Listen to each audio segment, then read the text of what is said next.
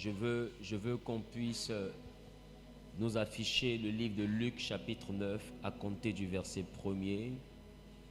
Luc chapitre 9 à compter du verset 1er.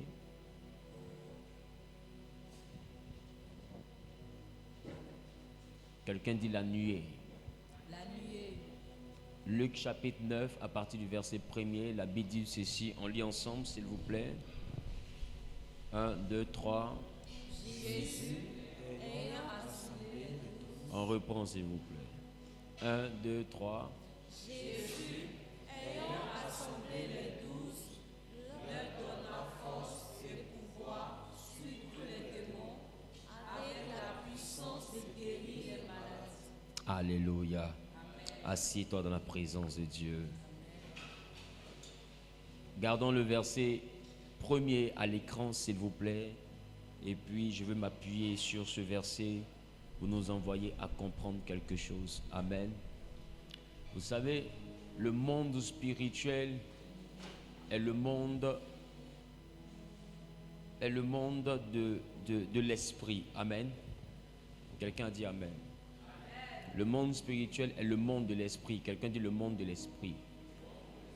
Vous savez, beaucoup de personnes dans le milieu ecclésiastique prennent la peine de dire ma vie spirituelle se porte bien. Amen. Pourquoi? Parce qu'ils prient beaucoup. Qui est d'accord avec ça? Spirituellement, je me porte bien. Parce que je jeûne. Spirituellement, je me porte bien parce que je lis la Bible. Parce que je me sens au bon fixe avec le Seigneur. Je me sens de bons termes avec le Seigneur. Donc j'estime que spirituellement je suis bien.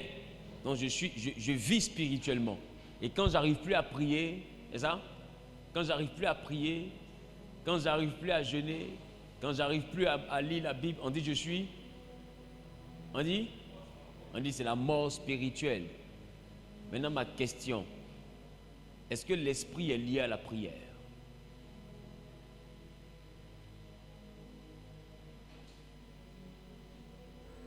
Si la prière est censée te faire vivre spirituellement, pourquoi est-ce que les sorciers vivent spirituellement? L'esprit est une portion de l'être humain. L'esprit n'est pas conditionné par ta prière. Est-ce que je parle à quelqu'un? Sauf que dans le monde spirituel, on ne peut pas opérer sans la couverture d'un esprit. Les autres opèrent par des esprits qui sont souvent des esprits humains. Ils opèrent par des esprits qui sont souvent des génies ou des démons. Mais nous opérons par un esprit qu'on appelle le Saint-Esprit. La vie spirituelle n'est pas la prière. La prière contribue à la vie spirituelle.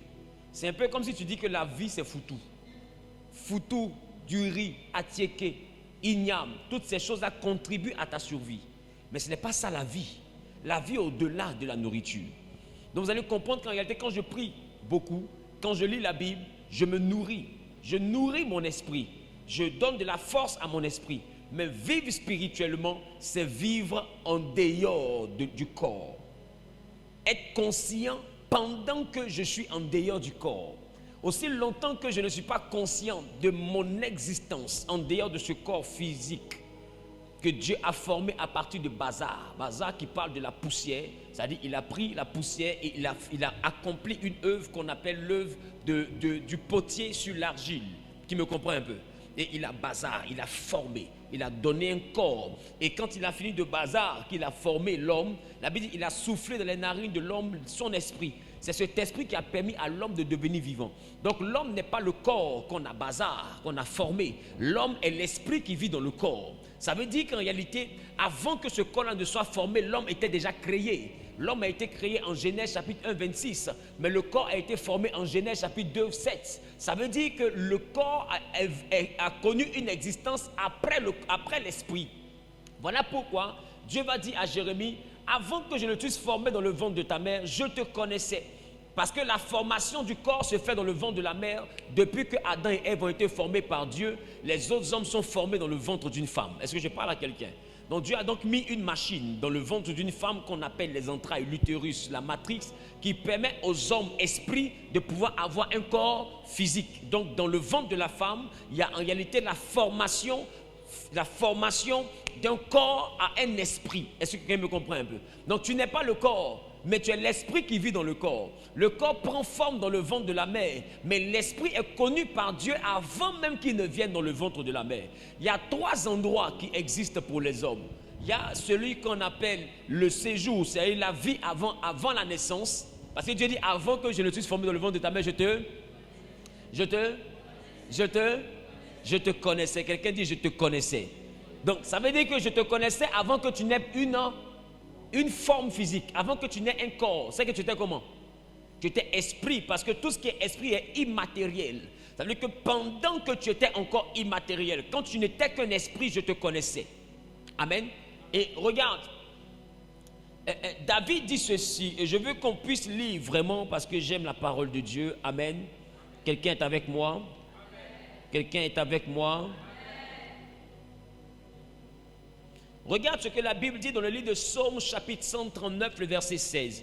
Il dit, quand je n'étais qu'une masse informe et vide, tes yeux me voyaient et dans ton livre étaient tout inscrits les jours qui m'étaient destinés avant qu'aucun d'eux n'existât. Il dit, quand je n'étais qu'une masse informe et vide. Or, j'ai envie de vous dire, ce qu'on appelle l'atome, c'est la plus petite quantité de matière. Donc ça veut dire qu'une masse informe en réalité, c'est un corps qui n'a pas d'existence tangible, qu'on ne peut pas toucher. C'est-à-dire qu'il n'y a pas d'atome. Ça veut dire que David est en train de dire, je n'étais pas encore constitué, je n'avais ni atome, ni molécule, encore moins de la chair, encore moins du sang, mais tes yeux me voyaient. Ça veut dire que je n'étais pas un corps physique, mais tu me voyais. Pourquoi? Parce que j'étais un corps spirituel. Est-ce que je parle à quelqu'un? La chose que je t'envoyais à réaliser, c'est que voici la vie de l'homme. Avant la naissance, avant le ventre de la mère, l'homme ici, il est esprit. Quand il arrive dans le ventre de la mère, il devient un bébé. Quand il sort sur la terre, il devient un être humain. Et quand il meurt, le corps se désactive encore et il redevient esprit. Je reprends. En réalité, voilà pourquoi la Bible dit que voilà pourquoi la foi chrétienne nous fait comprendre que nous sommes des pèlerins sur la terre. Parce qu'en réalité, nous sommes esprits. Nous prenons un corps dans le ventre d'une femme. Nous devenons des bébés, nous grandissons, nous vivons pour accomplir une destinée. C'est pourquoi David dit, quand je n'étais qu'encore une masse informe vide, tes yeux me voyaient et dans ton livre étaient inscrits les jours qui m'étaient destinés avant qu'aucun d'eux n'existât. Donc nous vivons pour accomplir la destinée. Et pendant que nous vivons, si on a vécu 30 ans, 50 ans, 60 ans, 70 ans, arrivé ici qui est le jour de la mort, qu'est-ce qui se passe? Il se passe qu'au jour de la naissance, l'esprit s'est attaché à un corps et tu es né. Mais au jour de la mort, l'esprit se détache du corps et tu meurs. Mais quand l'esprit se détache du corps, tu continues à exister. Voilà pourquoi on parle de jugement. Parce qu'après le corps, nous vivons. Maintenant, ma question. Comment tu as fait pour être dans la présence de Dieu sans le corps? Dieu te connaissait déjà. Tu as vécu sur terre avec le corps. Tu as oublié que tu es un esprit. Et puis quand tu meurs, tu abandonnes le corps et tu redeviens encore un esprit. Je parle ou je bavarde? Maintenant, ma question. À quel moment durant tout ce trajet-là, toi, tu as cessé d'être un esprit? Tu as toujours été un esprit. Est-ce que je parle à quelqu'un? Sauf que cet esprit, il est arrivé, il a porté un corps, après il s'est détaché de ce corps et puis il a continué son existence. Ça veut dire que la vie spirituelle n'est pas la vie du corps qui est ici, c'est celui qui arrive à vivre dans le corps comme il vivait avant le corps et comme il vivra après le corps. Celui qui est spirituel arrive à se débarrasser du corps et puis à exister sans le corps. C'est pourquoi vous voyez que dans le monde spirituel, on peut dire qu'elle était à Danané, mais elle est sortie de son corps pour aller faire réunion à Boisseau. Parce qu'elle arrive à se détacher de son corps. C'est ça la vie spirituelle. La vie spirituelle n'est pas de jeûner, de prier. La vie spirituelle, c'est d'être assis chez toi à la maison, quelqu'un s'envole, il rentre à la maison, puis tu dis, mon ami sort. Parce que vous vous êtes vus. C'est deux esprits qui peuvent se voir. Les chrétiens sont charnels et puis ils disent comme ils jeûnent, ils sont spirituels. Mais comment ta spiritualité avec toute ta prière ne t'empêche pas de rester bloqué par l'ennemi? C'est-à-dire tu jeûnes, mais ils ont encore bloqué ton mariage. Pourquoi? Parce que tu es un aveugle. Spirituellement, tu es éteint. Je parle ou je bavarde?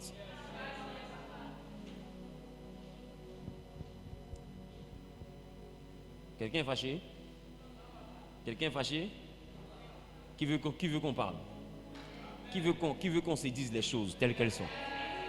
Donc, ce que tu dois chercher à faire, c'est de vivre spirituellement. Quand je regarde dans Ézéchiel, la Bible dit que Dieu me transporta en esprit. Ézéchiel était quelqu'un à qui Dieu permettait le départ, le mouvement par l'esprit. Donc ça veut dire qu'on ne bouge pas par l'esprit aussi longtemps qu'on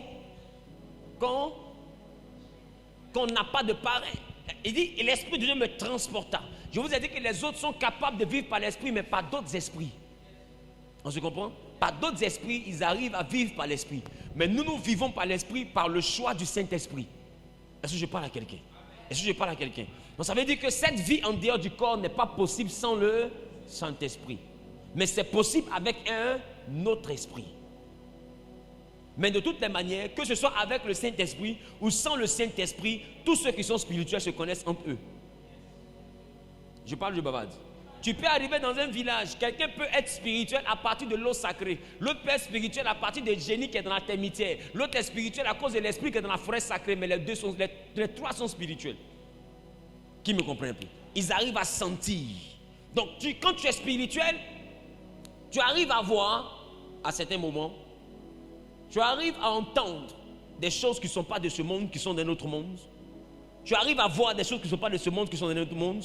Tu arrives à faire quoi? À sentir, à ressentir des présences, des vibrations spirituelles. Celui qui est spirituel va au-delà du corps. Est-ce que je parle à quelqu'un? Est-ce que je parle à quelqu'un? Donc, aussi longtemps que tu restes un homme ultra charnel, tu ne peux pas prétendre d'être un homme spirituel parce que simplement tu pries. Prier ne fait pas de toi un homme spirituel. Regarde ton voisin, dit prier ne fait pas de toi un homme spirituel. Maintenant, je vous ai dit, nous sommes esprits, Dieu nous connaissait. D'accord? Nous arrivons dans le ventre de la mer, nous avons un corps. Et nous vivons. Mais est-ce que vous savez que tous les hommes, comme je vous ai enseigné déjà, ont été créés le même jour? La Bible dit, au 6e jour, Dieu a créé l'homme. C'est ça? C'est ça? Et après, Dieu s'est reposé de toute l'œuvre qu'il avait accomplie. Ça veut dire qu'après le 6e jour, Dieu n'a plus créé quelqu'un. C'est-à-dire que tous les hommes ont été créés le même jour. Parce qu'après ça, il ne t'a pas créé. Tu as été créé au 6e jour de la création. Mais tous les hommes n'ont pas été formés le même jour. Qui comprend? Tous les hommes ont été créés le même jour, mais n'ont pas été formés le même jour. Donc, à titre de formation, Dieu s'est chargé de former Adam et Ève. Il forme d'abord Adam, il prend la corde d'Adam pour former Ève, pour qu'elle soit la copie d'Adam. Et Adam dit, voici maintenant. Voici maintenant. Mais le maintenant, normalement, ça donne lieu place à une interrogation. Pourquoi il dit maintenant?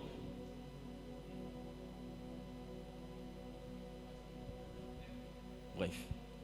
Donc, on va arriver là-bas. Donc, vous allez comprendre avec moi que Adam dit, voici maintenant. Et quand Adam et Ève ont un corps, vous voyez qu'après les deux là, Dieu ne forme plus de corps. Qui a remarqué? Dieu ne forme plus le corps, mais Adam et Ève vont ensemble dans l'intimité. Et Ève tombe enceinte. Quand elle met au monde, elle dit, nous avons fait un homme avec l'aide de l'Éternel. C'est-à-dire qu'elle venait de réussir à former le premier corps. C'est-à-dire que sa matrice, les entrailles de la femme venaient de réussir le premier test. Parce que c'est l'usine de formation du corps désormais. Dieu ne forme plus le corps, mais il a mis dans le ventre de la femme une usine qui fabrique le corps pour les autres hommes. Donc les hommes sont esprits. Maintenant, pour avoir un corps, ils rentrent dans le ventre d'une femme et puis ils arrivent. Voilà pourquoi, pour que Jésus arrive sur la terre, il fallait que le Saint-Esprit vienne composer avec le ventre de la femme, parce que le ventre de la femme est le chemin légal par lequel on vient sur la terre. Est-ce qu'on se comprend un peu? Parce que le ventre de la femme est le chemin légal par lequel on entre sur la terre. Donc Dieu avait besoin des entrailles d'une femme afin de lui-même se faire chair, parce qu'il sait que c'est dans cette usine-là qu'on fabrique les corps désormais. Est-ce que je parle à quelqu'un? C'est pourquoi, femme, fais attention à tes entrailles. Maintenant, la chose que je vais t'envoyer à comprendre maintenant, c'est que tous les hommes ont été créés le même jour. Ça veut dire que tous les hommes existent sur la terre. Je veux 8 personnes. Dépêchez-vous, s'il vous plaît. 8 personnes. Oh là, les gars, à 20h30, moi, il est fini. Hein. Plus vous êtes rapide, plus vous allez beaucoup manger. Voilà. Que Dieu vous bénisse. 1, 2, 3, 4, 5, 6, 7, 8, 9. Voilà. Mettez-vous tous comme ça.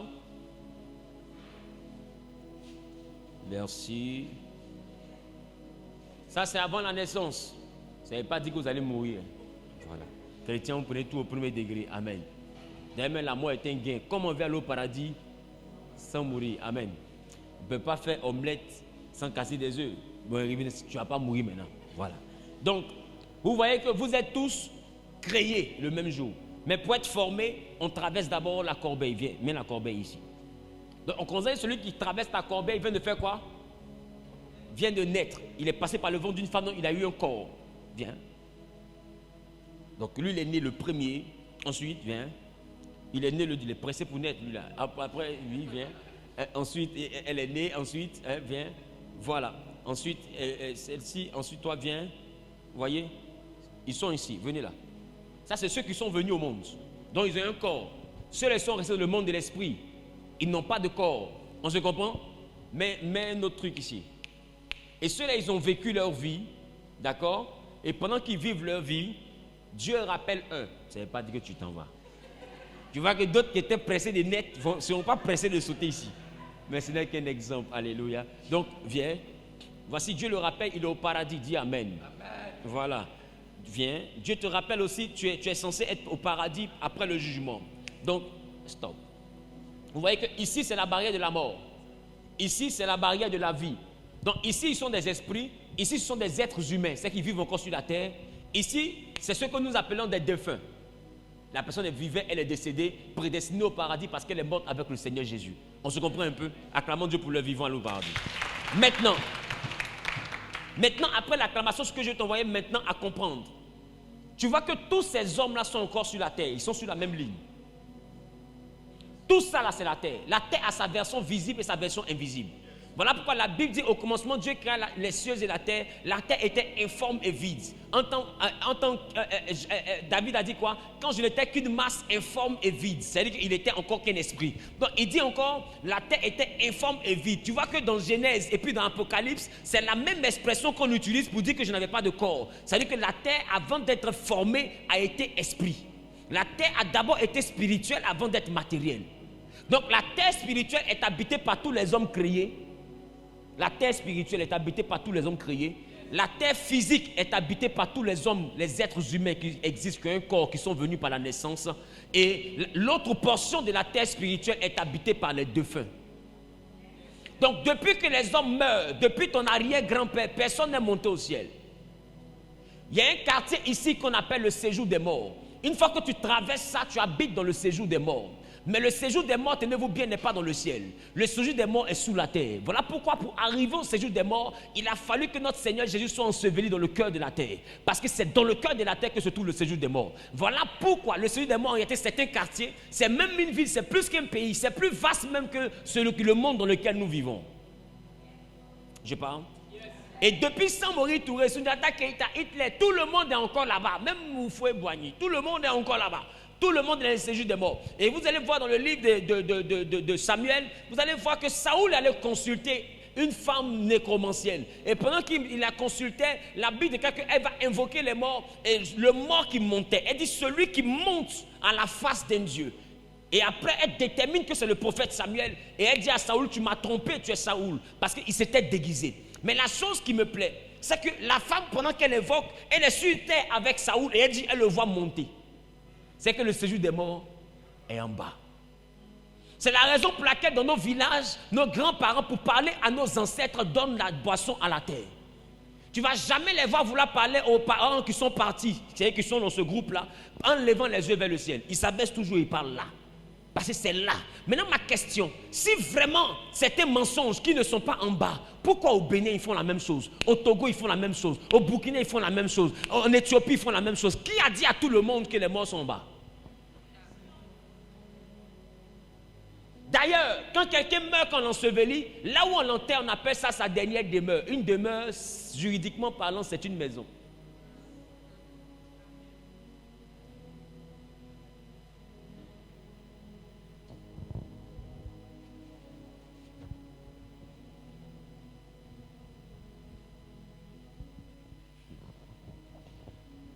Beaucoup constatent qu'avant de rentrer dans plusieurs villages, on passe d'abord par des sépulcres. Mais est-ce que vous savez que le village que tu traverses, je reprends. Est-ce que tu sais que le village que tu traverses est ce village sur lequel s'appuie le village où tu vas rentrer? Je reprends. Qui a compris les deux villages là? Le village que tu traverses est le village sur lequel s'appuie le village où tu veux rentrer. C'est-à-dire, il faut comprendre que le village ne commence pas là où il y a ceux-là. Le village commence là où il y a ceux-là. C'est pourquoi vous allez voir que majoritairement dans vos cérémonies, même dans tous les villages, avant de commencer les cérémonies très importantes, ils versent d'abord la boisson pour que ceux qui sont ici là soient d'accord avant que ça commence. Parce que c'est eux qui représentent véritablement le village. Ici là, ils ne sont pas encore venus au monde. Ici, ils sont sur la terre. Là-bas, ils sont dans le monde des esprits. Est-ce que quelqu'un me comprend? Quelqu'un dit on plonge. Ici, on appelle ça le séjour des morts. Ici, on appelle ça la terre. Ici, on appelle ça comment? Le monde des esprits, tu es sûr? Ici, on appelle ça les reins.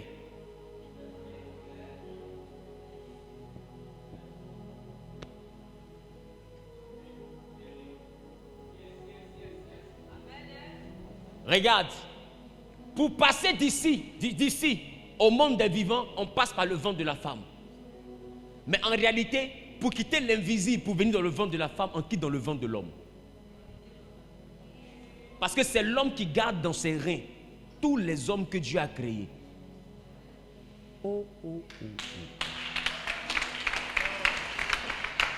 C'est la raison pour laquelle les scientifiques ont fini par comprendre que les femmes n'ont que des chromosomes femmes. Elles ne donnent pas de chromosomes qui permet à un homme, à un garçon de venir au monde. Celui qui détermine le sexe de l'enfant, c'est l'homme. C'est lui qui envoie soit X ou bien soit Y. Pourquoi? Parce que tous les X et tous les Y ne sont pas dans le ventre de la femme. Tous les X et les Y sont dans le ventre de l'homme. Ce qui est mis dans le ventre de la femme, c'est la deuxième portion qui permet à la portion de l'homme de devenir un corps. Donc vous les hommes qui avez beaucoup de femmes, parmi vos filles, vos enfants, ou même qui avez beaucoup de garçons, ne vous fâchez pas avec vos femmes parce que ceci, cela. Ça veut dire que tes reins sont habités par une population féminine. C'est les miss qui sont dans ton ventre. Est-ce que quelqu'un me comprend?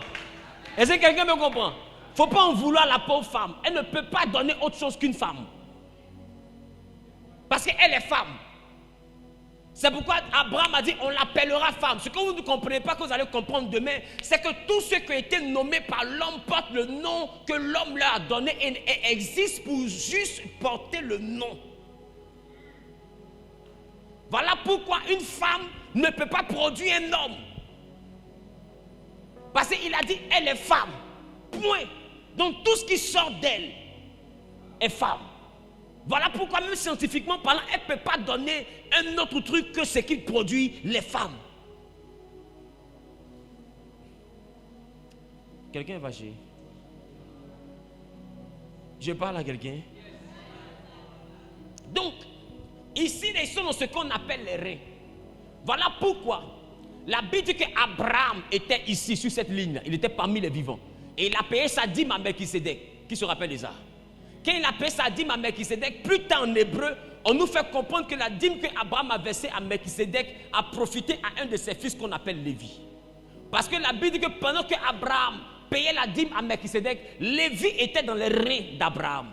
Donc il n'avait pas encore de corps, mais il existait dans les reins d'Abraham. Et la chose que je vous envoyais à comprendre, c'est que quand Dieu regarde Abraham, et puis il dit à Abraham, je ferai de toi le père d'une grande nation. Dieu ne parle pas à Abraham, Dieu parle à Jacob.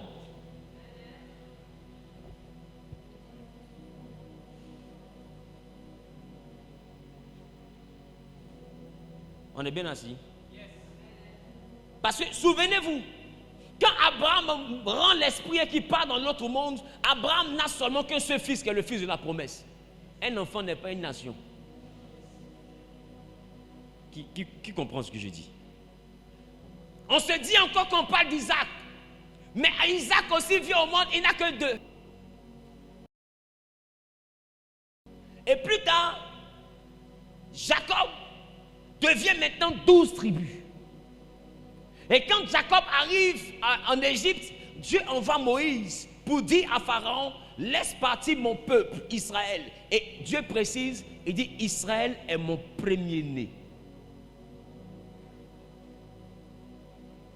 Ça veut dire que la personne à qui Dieu parlait n'était pas Abraham, c'était son premier-né. Or, le premier-né, Dieu a dit, c'est Jacob. Est-ce que je parle à quelqu'un?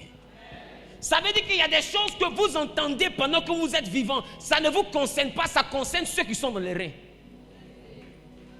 Des fois, Dieu te regarde dans le langage prophétique. Il dit, je ferai de toi un grand homme. Tu attends la grandeur, tu meurs pauvre. Ce n'est pas de toi il parlait. C'est toi il regardait, mais ce n'est pas toi il voyait. Je reprends. Il te regardait, mais il ne te voyait pas. Quand il te regarde, il ne te voit pas, il voit dans tes reins quelqu'un. C'est à ce quelqu'un-là qu'il s'adresse. Beaucoup ne comprennent pas le langage prophétique et se mettent à dire non, en réalité, je n'ai pas vu la gloire de Dieu et puis la personne est morte, nanani, nanana. Écoute-moi bien, plus tard, comme vous n'avez pas le discernement de suivre les temps, dans les choses, dans les temps et les circonstances, vous n'avez pas le temps de comprendre que ce qui a été annoncé à X s'accomplit dans la vie de Y des dizaines d'années ou bien des fois une cinquantaine d'années plus tard. Ok? Ok? Puisse y aller, il y aura l'enlèvement. Qui se rappelle de ça? Il y aura l'enlèvement. La Bible dit, ceux qui vont rester, s'ils vont rester.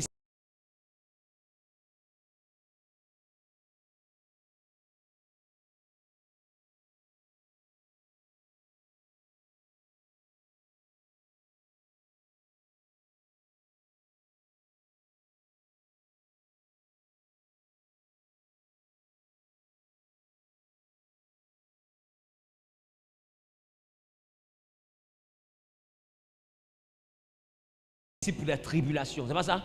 C'est ce que la Bible dit ou pas? En ce qui concerne l'eschatologie, la doctrine de la fin des temps. Donc après ça, il y aura l'enlèvement. Ceux qui vont rester vont vivre des difficultés. Et après ça, c'est là qu'on parle de la Nouvelle Jérusalem. Qui me comprend un peu? Et la Nouvelle Jérusalem est un nouveau monde où la mort n'aura pas d'existence. La mort même sera tuée. C'est ce qu'on appelle la seconde mort. Amen. La Bible dit, la mort et le séjour des morts seront jetés dans le temps de feu. Ça s'appelle la seconde mort. Mais ce que je veux t'envoyer à comprendre, c'est que pendant que vous vivez sur la terre, vous vivez avec deux groupes de personnes. Vous vivez avec une portion de ceux qui vous ont cédé la place et vous vivez avec la destinée de ceux à qui vous allez céder la place. Voilà pourquoi la Bible dit que Dieu punit l'iniquité de bons ascendants.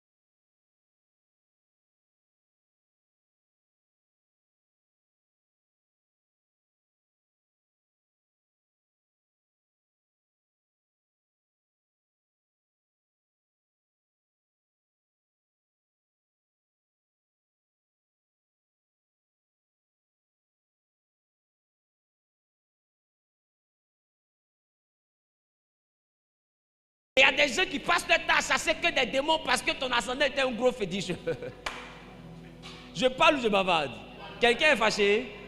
Quelqu'un est fâché? Mais je vais t'expliquer comment est-ce que le jugement terrestre là se fait. Ça se fait parce qu'on appelle l'esprit d'Élie. Élie n'est plus sur la terre, mais son esprit bouge autour d'Élysée. Avance-toi. Donc, lui, il est sur la terre. Lui, il n'est plus sur la terre. Viens là. Or, c'était un homme de bien. Et cet homme de bien-là a fait des offrandes, il a fait des jeûnes, il a beaucoup soutenu l'œuvre de Dieu, il a beaucoup prié, il a évangélisé, c'était un homme bien. Dieu a promis le bénir. Et il quitte la terre. Bon, pas aussi riche que ça, mais il se suffisait. Donc, il y a quelque chose comme à compte entre lui et Dieu. Qui me comprend un peu? Dieu lui doit quelque chose. Dieu doit lui donner quelque chose. Est-ce que quelqu'un me comprend? Tout comme David devait quelque chose à Jonathan. Quand Jonathan est mort, il dit, est-ce qu'il y a quelqu'un de la maison de Saoul à qui je peux faire du bien à cause de Jonathan? Pourquoi? Parce que les actions des morts rattrapent les vivants. je plonge un peu. Ceux qui sont derrière ici, lui c'était un homme bien. On peut le filmer s'il vous plaît, pour que ceux qui sont à l'international puissent voir. On peut baisser un peu le champ de la caméra. Donc, lui c'était un homme bien. Cet homme bien a quitté la terre. Et Dieu veut envoyer ce que cet homme bien a fait, à profiter à son fils, ou bien son arrière-petit-fils qui est sur la terre. Est-ce que vous savez que quand Dieu te regarde, ce n'est pas toi il voit, c'est lui il voit. Tu sais pourquoi? Parce que autour de toi, il y a ça, tourne autour de lui.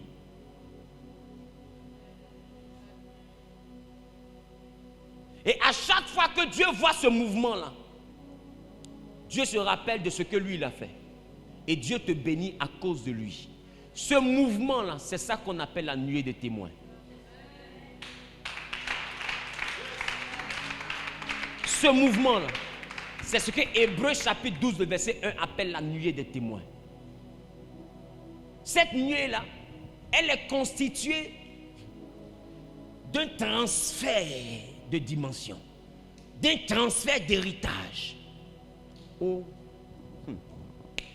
Et ce qu'on appelle les hommes forts ou la domination de la famille, ce sont ces entités physiques, ces hommes établis spirituellement qui doivent s'arranger pour que la loi définie par ceux qui sont partis soit appliquée dans la vie de ceux qui vivent et soit encore présente dans la vie de ceux qui vont venir. Et pour que la loi de ceux qui sont partis demeure dans la vie de ceux qui sont sur terre et encore poursuivre ceux qui doivent venir sur terre, il y a ce qu'on appelle des autels.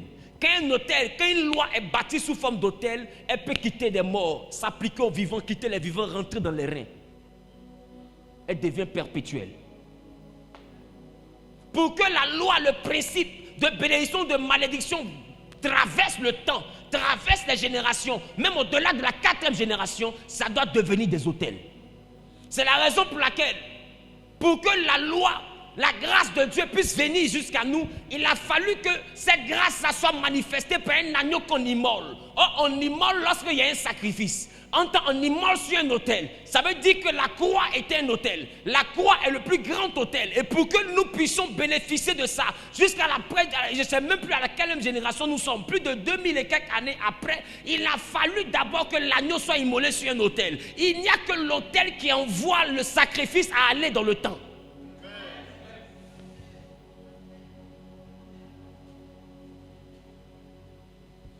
Quand l'autel n'est pas établi, le sacrifice est circonstanciel.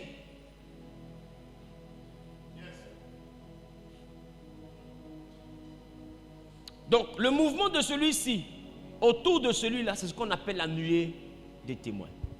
Et la Bible me dit ici, dans le chapitre 9 du livre de Luc, vous pensez que j'avais oublié mon texte? La Bible dit, Jésus appela les 12 disciples. C'est ça? Et il leur donna le pouvoir de faire quoi? De chasser, parlez fort s'il vous plaît. De chasser, quoi ça? De chasser les démons et de guérir les malades. On peut afficher le verset, peut-être que nous on se trompe. Luc chapitre 9, le verset 1er.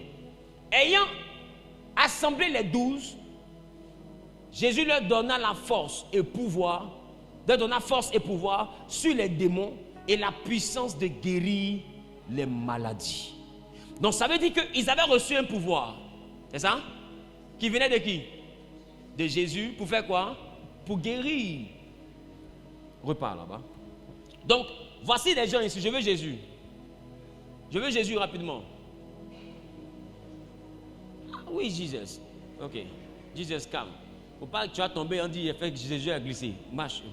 Voilà, reviens un peu. Donc, voici Jésus, viens. Il est encore dans le corps physique, il est parmi les vivants. Ici, il y a qui? Ici, il y a qui? Ceux qui sont partis. Ici, il y a ceux qui vivent encore. Là-bas, il y a ceux qui vont vivre. C'est ça? Jésus est avec ceux qui vivent encore. C'est ça? Et qu'est-ce que Jésus fait? Jésus leur donne le pouvoir. Donne le pouvoir. Fais comme ça. Oh, voilà, donne le pouvoir. Donc, vous voyez que Jésus, comment Jésus fait demander ou fouet quand il était petit. Jésus, donne le pouvoir. Voilà. Donc, Jésus, vas-y, donne le pouvoir, s'il te plaît. Jésus, donne le pouvoir. Donc, il donne le pouvoir pour qu'ils soient capables de faire quoi? De guérir les malades et qu'ils aient la domination sur les démons. Acclamons le Seigneur. Donc, Notre Seigneur est puissant. Alléluia. Il nous donne le pouvoir de dominer les démons et de guérir les maladies. Alléluia. Dis, c'est ma portion. Mais la chose que je veux t'envoyer à réaliser maintenant, quand nous allons au verset 55, au verset 54 et le verset 55. Verset 54 et 55. Que dit la Bible? On peut afficher le verset 54, s'il vous plaît. Verset 54 de Luc chapitre 9. La régie, soyez un peu plus réactif. La Bible dit, les disciples Jacques et Jean, voyant cela, dirent, Seigneur, veux-tu que nous commandions que le feu descende du ciel et les consume? Nous sommes dans le même chapitre. Le chapitre commence, Jésus donne la capacité de guérir, la capacité de chasser les démons. Mais dans le même chapitre, au verset 55, la Bible dit, au verset 54, la Bible dit, Jean et Jacques, venez avancer. Bon, ça c'est Jean et puis Jacques. Donc, Jean et Jacques, je veux un homme ici qui sera Jacques. Venez rapidement. Voilà. Donc, recule. Jean et Jacques demandent à Jésus, parce que Jésus demande un hébergement, on lui refuse le logis. Donc, ses disciples sont fâchés. Alors, Jean et Jacques, voyant que c'est une foutaise, le fait qu'on méprise le Seigneur, Jean et Jacques demandent à Jésus, Seigneur, est-ce que tu nous donnes l'ordre, tu nous donnes la permission de faire descendre le feu pour brûler tous ces hommes-là? Maintenant, ma question, entre le verset 1 et le verset 54, à quel moment le pouvoir pour faire descendre le feu lui a été donné? Parce que Jésus reconnaît, lui avoir donné un pouvoir, c'est de dominer les démons et de guérir les malades. C'est pas ça? C'est pas ça? Jésus a donné le pouvoir là aux 12. Même Judas avait ce pouvoir. Judas même avait le pouvoir. Maintenant, quand on arrive au verset 54, Jacques et Jean disent à Jésus, est-ce que tu nous donnes la permission de faire descendre le feu? À quel moment ils ont eu ce pouvoir? Parce que Jésus n'a pas donné. Mais s'il n'a pas donné, qui lui a donné ce pouvoir? Pour qu'il soit sûr qu'il peut faire descendre le feu. Ben, si je dis une chose, c'est parce que je peux faire. Qui me comprend? Maintenant, regarde ce que Jésus lui a dit au verset 55.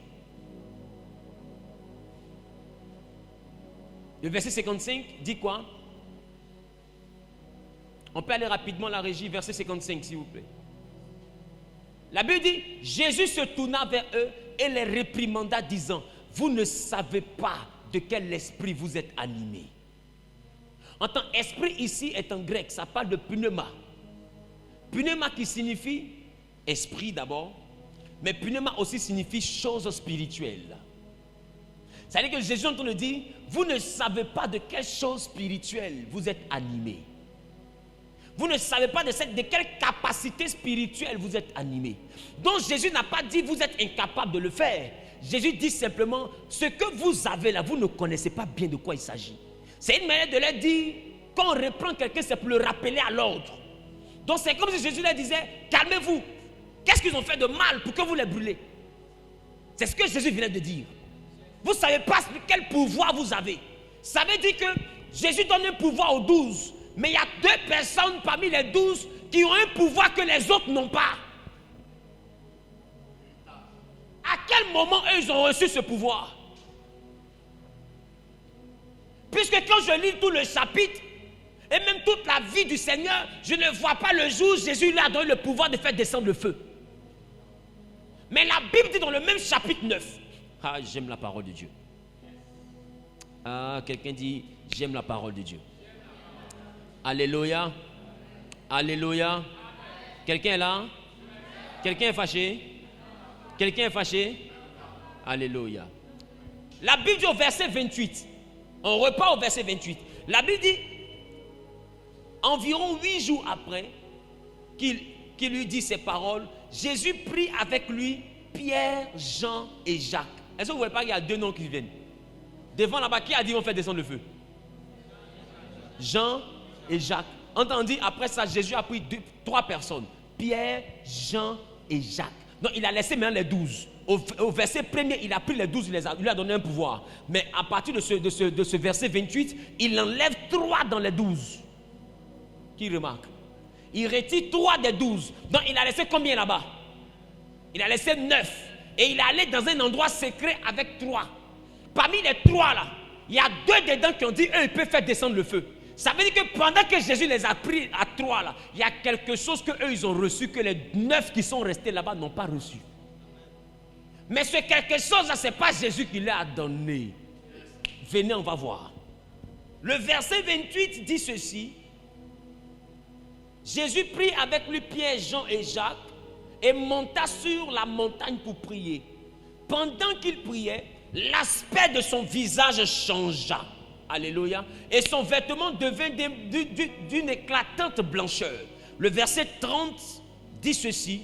Et voici, 2 hommes s'entretenaient avec lui. C'était Moïse et Élie qui apparaissaient dans la gloire. Quelqu'un dit dans la gloire. Quelqu'un dit dans la gloire. Ah, j'entends pas bien. Quelqu'un dit bien dans la gloire. Quelqu'un dit bien dans la gloire. J'entends pas bien, ça me dérange. J'entends pas bien, ça me dérange.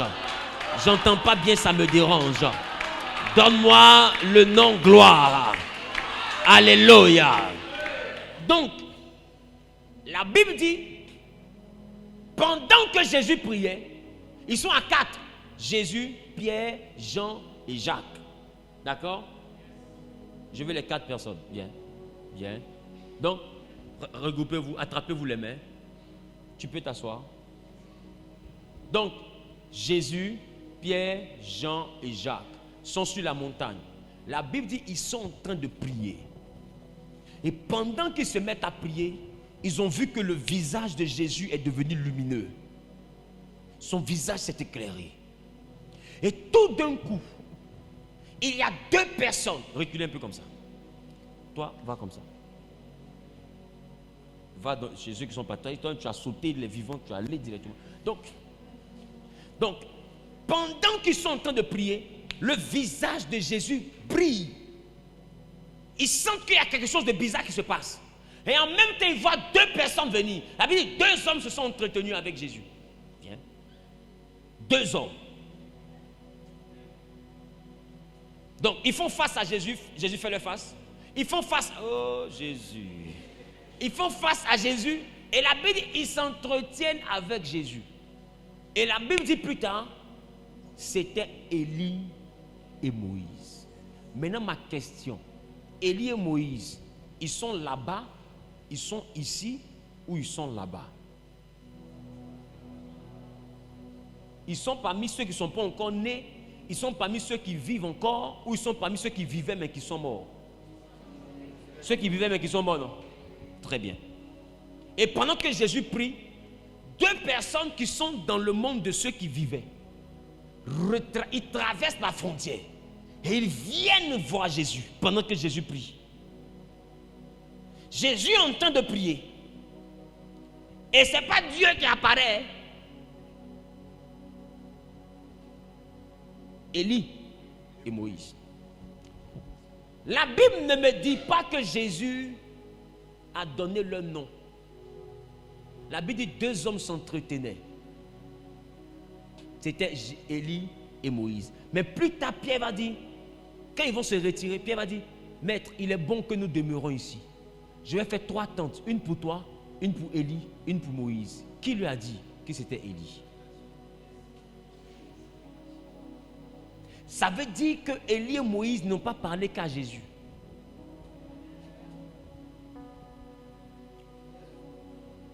Et quand les 3 là descendent de la montagne, c'est là qu'on arrive au verset 54. Et le verset 54, on énerve les 3. Ils trouvent qu'on n'a pas respecté Jésus. Et eux, ils disent directement, est-ce que tu veux qu'on fasse descendre le feu?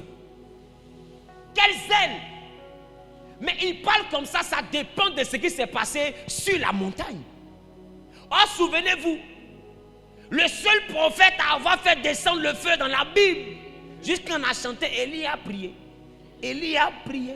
Élie a prié. Le feu est descendu. Le seul qui a inventé cette chanson-là s'appelle Élie.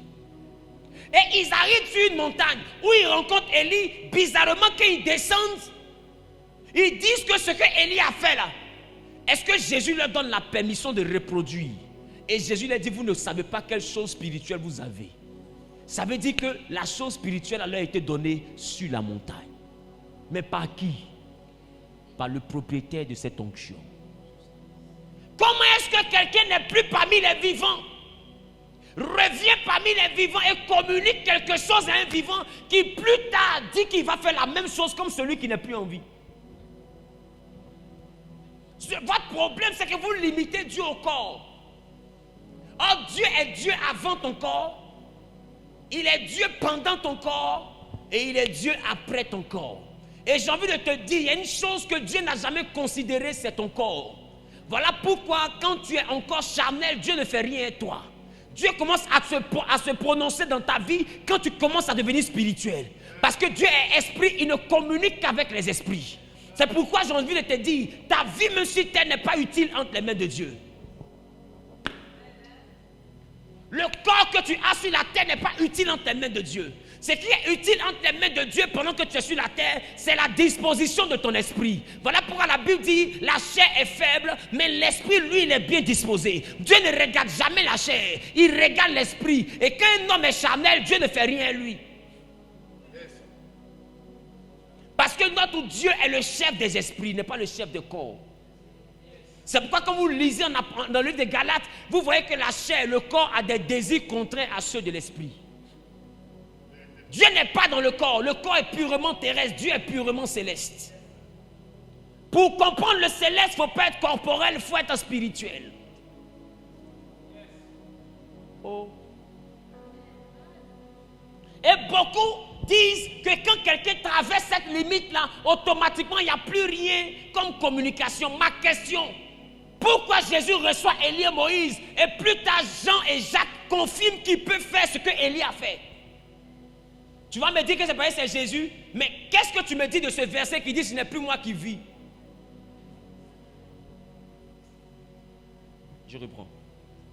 Tu vas me répondre, c'est parce que c'est Jésus. Mais la Bible continue pour dire, moi, Zayus, si j'accepte le Seigneur, que je marche vraiment avec lui, ce n'est donc plus moi qui vis, mais c'est Christ qui vit en moi. Et Jésus dit, ce que j'ai fait, vous allez faire la même chose et vous allez faire plus grand. Maintenant, ma question, pourquoi quand quelqu'un quitte là-bas et puis t'apparaît en rêve, on te dit c'est esprit de mort?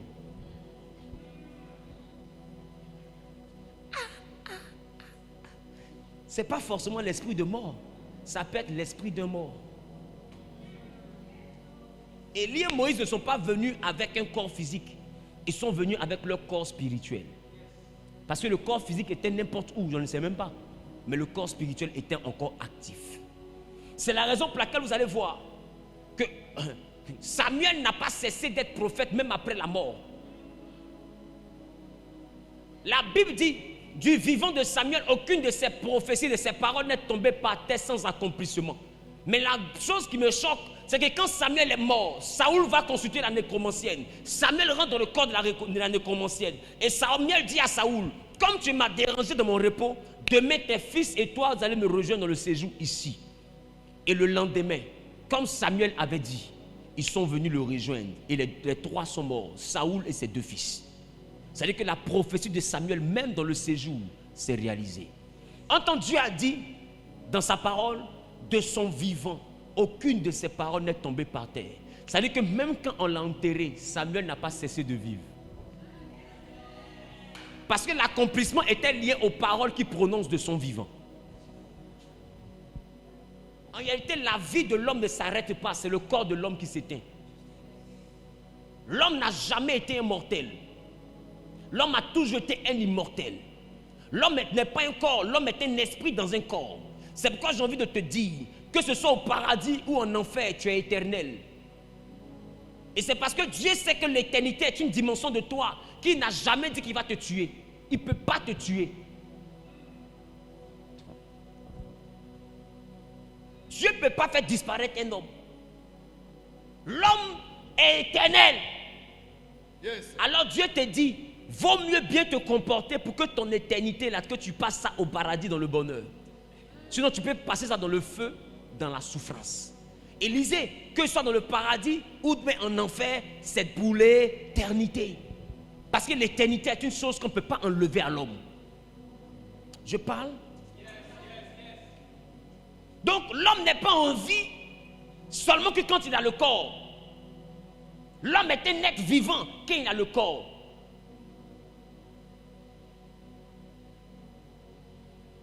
D'autres parlent d'être humain. Mais quand l'homme n'a pas le corps, il n'est pas un être humain, il est un être. Parce que humain, là, c'est sur la terre. Mais quand il n'a plus le corps, il devient un être. Le verbe être. C'est la raison pour laquelle, quand on a demandé à Dieu, Moïse lui a demandé comment tu t'appelles, il dit je suis. Le verbe être. Parce que tous les esprits sont dans la dimension du verbe être. Donc quand on dit être humain, ça veut dire que esprit en chair. Esprit dans un corps. Parce que être, c'est le nom des esprits. Alors Dieu dit je suis. C'est le verbe être à la première personne. C'est-à-dire que Dieu est le commencement des êtres. C'est parce que lui il est que tu es. C'est parce que Dieu est je suis que toi tu es.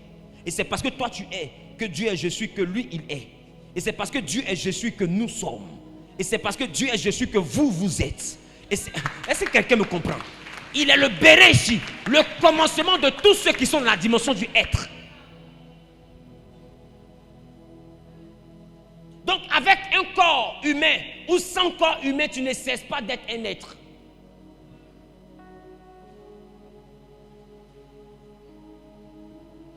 Demain, l'enseignement sera l'homme que Dieu a créé.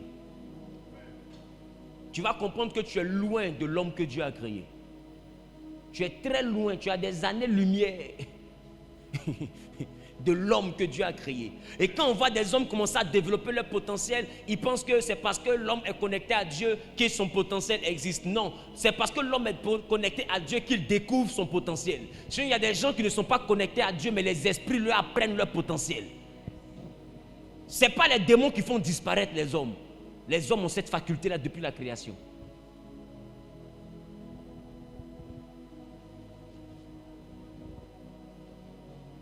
C'est pourquoi sans l'aide des esprits, vous voyez qu'il y a des hommes qui rentrent dans des méditations, dans certaines dimensions de concentration, ils marchent sur le feu, ça ne le brûle pas. Or, il n'a jamais consulté une idole. Mais on lui apprend à faire confiance à son esprit. Quand il accepte sa dimension esprit, les sensations de son corps s'éteignent. Même son os qui était normal peut casser une brique. Sans se casser. L'homme est incassable. En réalité, la destruction de l'homme vient de la faiblesse de son esprit. Quand ton esprit est affecté, ton corps est affaibli. Les esprits ne font rien. Il n'y a pas de médicament quelque part. Ils te font baptiser pour te montrer qui tu es. J'ai dit demain, je vais enseigner l'homme que Dieu a créé. Demain matin, tu sors de cette salle. Si tu n'as pas cherché à redevenir ce que Dieu a créé, c'est que toi-même tu es envoûté. Et si je parle à quelqu'un, c'est pas. Et Jésus était le prototype clair de l'homme que Dieu a créé. Et Jésus est venu vous montrer comment l'homme que Dieu a créé là doit vivre. Est-ce que vous savez pourquoi Adam n'a pas nommé les poissons de l'eau? Mais est-ce que vous vous souvenez que l'homme est esprit? Et la portion esprit de l'homme vient de l'esprit de Dieu. Qui comprend un peu de quoi je parle? Or, souvenez-vous, au commencement, l'esprit de Dieu n'était pas dans les eaux. L'esprit de Dieu était sur les eaux. C'est pourquoi quand Jésus a été baptisé, que l'esprit de Dieu est descendu sur lui. Remarquez, on n'a plus vu dans l'eau. Il était soit dans une barque ou bien il marchait sur l'eau. Parce que l'esprit de Dieu ne plonge pas.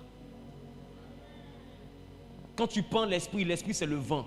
Mets le vent dans l'eau, ça remonte sous forme de bulle. Ça ne peut pas rester dans l'eau. C'est la raison pour laquelle il dit dans les livres de prophètes, il dit même si tu marches dans le feu ne te brûlera pas et les eaux ne te submergeront pas. Parce que celui qui est esprit est comme le vent. Entends dans l'eau, le vent remonte à la surface. Est-ce que je parle à quelqu'un? C'est la raison pour laquelle quand Jésus a pris la fonction esprit, il ne pouvait plus être englouti, il ne pouvait que marcher sur l'eau. Je veux t'envoyer à comprendre qui tu es. C'est bon? Donc le mouvement qu'il y a autour, vous voyez que des gens sont quittés de là-bas, sont venus influencer, mais quand vous lisez bien, vous voyez qu'il y a eu une nuée. Quand Pierre dit, je vais construire 3 tentes, plus tard, il y a une nuée qui descend. Ah, vous n'avez pas lu? Je lis et je termine parce qu'il est 20h31, on a débordé d'1 minute. Qui aime la parole de Dieu? Qui aime ce qu'il entend? Qui apprend quelque chose au moins? Qui apprend quelque chose au moins? Vous voyez, la Bible dit au verset 31, déjà à la fin du verset 30, c'était Moïse et Élie. Verset 31, qui apparaissant dans la gloire parlait de son départ qu'il allait accomplir à Jérusalem. Regarde, Jésus doit aller à Jérusalem pour mourir à Jérusalem. Ceux qui sont venus parler de ça là, ce ne sont pas des anges, ce sont des prophètes qui avaient vécu. Où sont les anges? Pour que Dieu prenne Élie et Moïse pour venir parler de comment Jésus doit aller à Jérusalem. C'est pour dire qu'il y a des dimensions où Dieu lui-même se sert de certains esprits qui ont quitté la terre pour venir t'annoncer la suite de ton trajet. C'est pourquoi beaucoup de personnes, de femmes, même dans leur ministère, se retrouvent à voir dans leurs rêves des hommes de Dieu, même des fois qui ont quitté la terre, venir prier pour eux. Comment c'est possible? Et quand ils expliquent, il y a des pasteurs qui disent que c'est l'esprit de mort. Mon ami, si tu ne connais pas le surnaturel, demande, on va t'expliquer. Parce qu'un pasteur charnel ne peut pas comprendre les choses surnaturelles.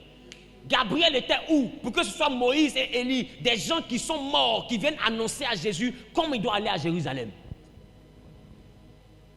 Ça veut dire qu'il y a des messages qui sont donnés aussi par des personnes qui étaient ici et qui sont passées là-bas. C'est ça qu'on appelle la nuée des témoins. Et en Hébreux chapitre 12, verset 1, la Bible dit, nous sommes environnés, on peut afficher ça, nous sommes environnés, entourés d'une nuée, d'une grande nuée de témoins. Plus on dit pour la carrière, c'est-à-dire pour la destinée, pour l'œuvre qu'on doit accomplir. On peut afficher Hébreux 12, 1, s'il vous plaît. Voilà. La Bible dit, nous tous, puisque nous sommes environnés d'une si grande nuée de témoins, rejetons tout fardeau et le péché qui nous enveloppe si facilement et courons avec persévérance dans la carrière qui nous est ouverte. Donc vous voyez qu'on parle d'une nuée de témoins qui nous environne. Et vous prenez le temps de remarquer une chose. Quand ils sont sur la montagne, bizarrement il y a une nuée qui apparaît. Or souvenez-vous, la nuée était le vêtement que Dieu portait pour visiter son peuple. Au niveau du tabernacle, au niveau du lieu saint, au niveau même de la marche dans le désert, il y avait Dieu qui était dans une nuée le jour et dans une colonne de feu la nuit. La nuée a toujours symbolisé la présence de Dieu. J'ai enseigné ici sur la nuée et je vous ai fait comprendre que la nuée spirituellement était un moyen de transport. Quand Jésus montait au ciel, vous allez voir que la Bible déclare qu'il a lévité devant ses disciples et avec une nuée, la nuée le déroba à leurs yeux. Donc pour que Jésus disparaisse, il y a une nuée qui l'a enveloppé. Et la Bible dit en Apocalypse que quand il reviendra, il sera assis sur un trône, mais le trône sera posé sur une nuée. Et il va lancer la fossile pour moissonner la terre. Est-ce que je parle à quelqu'un? Ça veut dire que la nuée est le moyen de déplacement. Oh. Je parle ou je bavarde? Je parle ou je bavarde? Donc nous sommes environnés d'une grande nuée, mais une nuée de témoins. Or vous savez une chose, Jésus fait partie des témoins. Témoin est un nom de Christ. Voilà pourquoi en Apocalypse on appelle le témoin fidèle et véritable. Témoin est un nom de Christ. Non, la nuée des témoins est au service du Seigneur. C'est normal qu'ils viennent le rencontrer. C'est normal qu'ils viennent échanger avec lui. Ça n'a rien de démoniaque. Jésus n'a pas mis le feu sur eux, il a causé avec eux. Parce que quand un esprit rencontre un autre esprit ne fait pas peur à un esprit. Je crois en Chine, il y a un homme qui a dit qu'un masque que j'ai habillé dans la forêt sacrée ne peut pas me faire peur au village. Je sais, c'est vers Pékin, c'est un coin là-bas. Il dit un masque que moi-même j'ai habillé dans la forêt là. Si je le croise dans le village, il ne peut pas me faire peur. Parce que c'est moi qui sais comment t'habiller. Un esprit ne fait pas peur à un esprit. Un esprit fait peur à un homme charnel. Mais un esprit ne fait pas peur à un esprit. Il arrive que cette frontière-là soit traversée. Jésus allait prendre la clé. Mais une clé, c'est pour ouvrir une porte. Il arrive que par cette porte, des esprits passent. Ça ne veut pas dire que ce sont des démons. Même ici, il arrive que des esprits passent. Ça ne veut pas dire que ce sont des démons. Quelqu'un dit explique. Isaac était là-bas, Abraham était ici. Mais est-ce que vous savez qu'Isaac a rendu visite à Abraham? La Bible dit qu'il y avait 3 visiteurs pendant qu'Abraham était au niveau des chênes de Mamré. Et la Bible dit pendant qu'il mangeait, celui qui était au milieu, qui avait un aspect bizarre, va dire à Abraham, l'année prochaine, je reviendrai vers toi et ta femme Sarah aura un fils. Maintenant ma question, quand l'année prochaine est arrivée, que Sarah a mis Isaac au monde, qui a rendu visite à Abraham? Personne. Tu sais pourquoi? Parce que c'est le visiteur là qui était le bébé. C'est la raison pour laquelle vous voyez qu'ils sont arrivés chez Abraham à 3, mais ils sont arrivés chez Lot à 2. Parce qu'il y avait 2 anges, plus l'enfant promis à Abraham. Voilà pourquoi c'est celui qui était au milieu qui a dit, l'année prochaine, je reviendrai. C'est-à-dire qu'Abraham a vu Isaac avant qu'Isaac ne naisse. Comment est-ce qu'un enfant fait pour rendre visite à son père avant que sa mère ne le porte?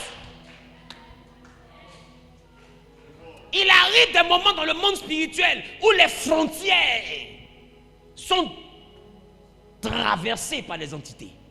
Ça arrive. Et vous voyez, des fois, il y a des gens qui ont traversé cette frontière du vivant vers le monde des morts. Et après, on apprend qu'ils ont été dans un autre pays où ils ont fait des enfants. Pourquoi? Parce qu'il y a ce qu'on appelle la mort prématurée, que je vais commencer à enseigner à partir de l'année prochaine, à partir de la semaine prochaine. Quand on dit repose en paix, on parle de ceux qui sont morts selon le temps de Dieu. Celui qui est mort pas avant le temps de Dieu ne repose pas en paix. Il n'a même aucun repos.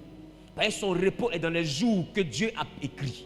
C'est pourquoi David a dit dans ton livre était tout écrit les jours qui m'étaient prédestinés. Si les jours qui sont prédestinés sont de 100 ans, amuse-toi à mourir à 40 ans, tu vas errer pendant 60 ans. Quand tu seras là-bas, tu vas me donner raison. Beaucoup sont sur la terre et occupent la terre pendant une durée extrêmement large après même le jour de l'enterrement. Pourquoi? Parce qu'ils sont partis de manière prématurée. Et tous ceux qui meurent par sacrifice rituel ne se reposent pas. Ils travaillent pour accomplir le but pour lequel on les a sacrifiés. Donc il y en a que vous avez enterrés là, qui sont esclaves dans le monde spirituel.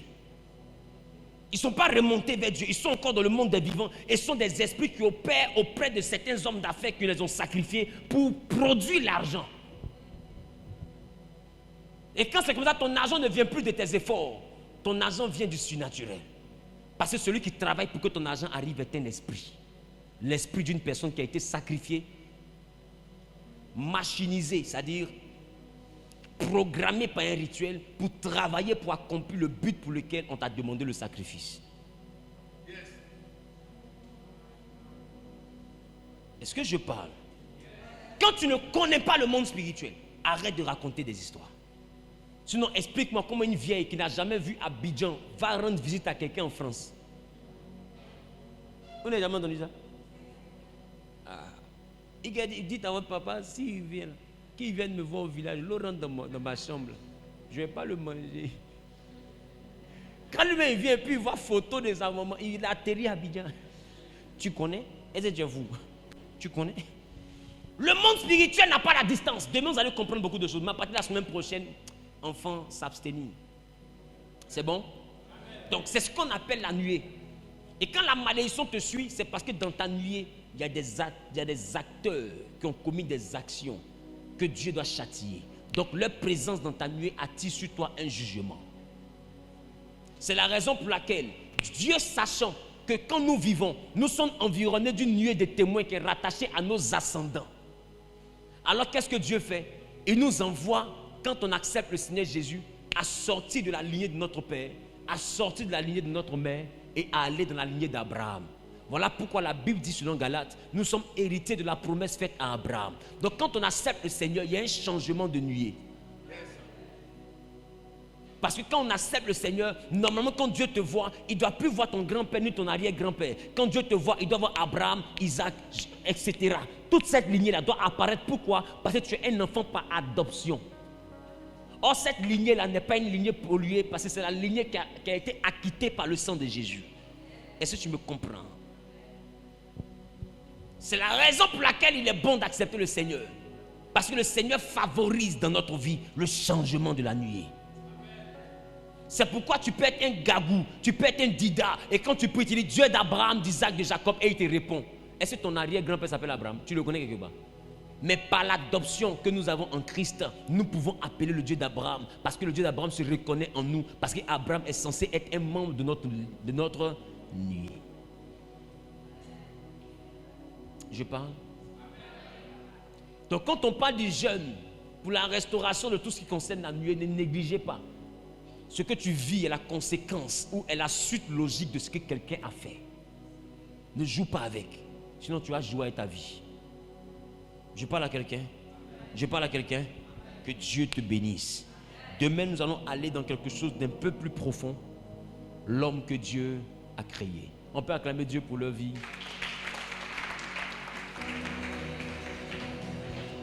Tiens-toi debout avec ton offrande. Et je veux prier pour que Dieu t'aide à aller dans toute la vérité. Je vais prier pour que Dieu t'aide à comprendre toute cette réalité. Tiens ton offrande dans ta main droite, je vais prier. Nous te bénissons. Toi qui es le Dieu d'Abraham, d'Isaac et de Jacob. Dieu de l'alliance. Que ton nom soit béni. Que ton nom soit béni. Que ton nom soit élevé. Laisse que spirituellement ton peuple soit élevé par la vertu du Saint-Esprit. Notre Rédempteur est vivant. Alors je prie que l'Esprit de Jésus, le Saint-Esprit, vienne prendre par la main ce peuple et le conduit dans l'héritage prédestiné.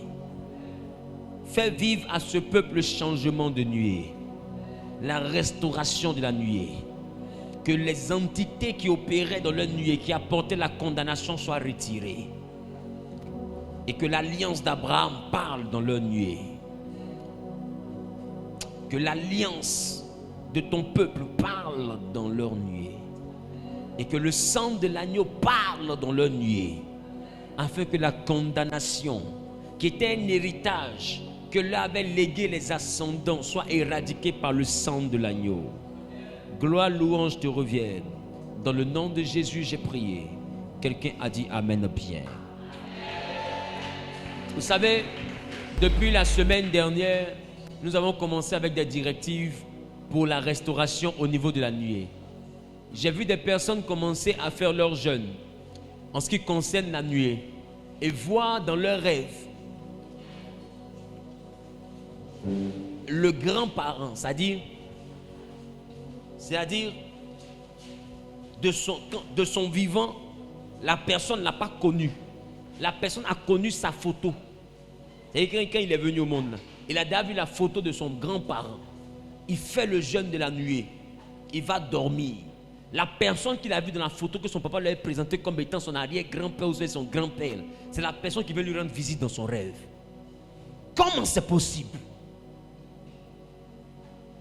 Non, comment c'est possible? Ma fille, elle était choquée. Mais il lui a donné des explications sur pourquoi ces choses lui arrivent.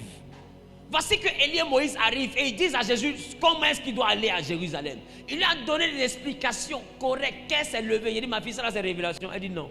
Et tu penses qu'il est venu? C'est un esprit de mort? Elle dit non, papa, j'ai compris. C'est un homme de la nuée. Il a dit oui, mais tout ça là, il faut que ça change. Ça veut dire que quelque part, ce que tu as commencé à faire a commencé à toucher la nuée. Écoutez, on ne réussit pas par hasard. Il y a des dimensions, ta nuée crée dans ta vie une certaine dimension de condamnation. Il faut que Dieu apporte la restauration. Je parle. Quelqu'un est fâché. Quelqu'un est fâché. Que Dieu te bénisse. Que la main de Dieu soit sur ta vie. Que le Saint-Esprit soit avec toi. Et que Jésus soit le chef de la nuée qui t'entoure. Que Jésus soit le chef de la nuée qui t'entoure. Que les esprits qu'il y a, qui opèrent dans la famille de ton père ou de ta mère, soient maintenant soumis à l'autorité de Christ. Et qu'ils soient chassés de ton environnement spirituel. Qu'ils soient chassés de ton environnement spirituel. Celui qui dit 10 fois Amen à la domination sur le moi.